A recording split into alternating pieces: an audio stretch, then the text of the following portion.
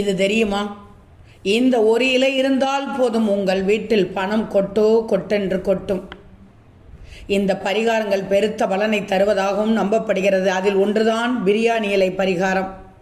சமையலுக்கு பயன்படுத்தப்படும் பிரியாணி இலைகள் மிகவும் மருத்துவ குணம் வாய்ந்தவை.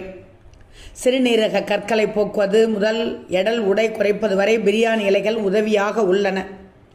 இந்த இலையின் நறுமணமானது டென்ஷன், பதற்றத்தை போக்கி மனதுக்கு அமைதி தரக்கூடியது, நேர்மறையான சிந்தனைகளை ஏற்படுத்தக்கூடியது. இந்த பிரியாணி இலைகள் பரிகாரத்துக்கும் உதவி செய்கிறது. அதாவது இரவில் தூங்குவதற்கு முன்பு ஒரே ஒரு பிரியாணி இலையை தலையணைக்கு அடியில் வைத்துவிட்டு படுத்தால் உங்களது துர்சக்திகளை நெருங்காது, கெட்ட கனவுகளும் வராது.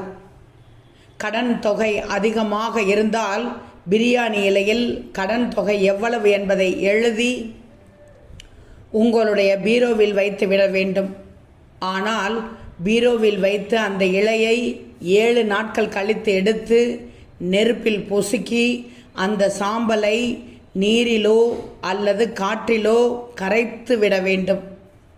மறுபடியும் புதியதாக ஒரு இலையை எடுத்து கடன் தொகை அடைய வேண்டும் என்று எழுதி பீரோவுக்குள் வைக்க வேண்டும்.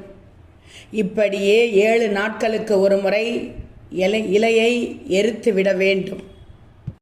அப்படி எரித்து விட்டாலே போதும், கடன் தொகை காணாமல் போய்விடும், அதற்கான நிவர்த்தி கிடைத்துவிடும். இந்த ஒரு இலை இருந்தால் மட்டும் போதும், நிச்சயமாக உங்கள் வீட்டில் பணம் கொட்டும். செய்துதான் பாருங்களேன்.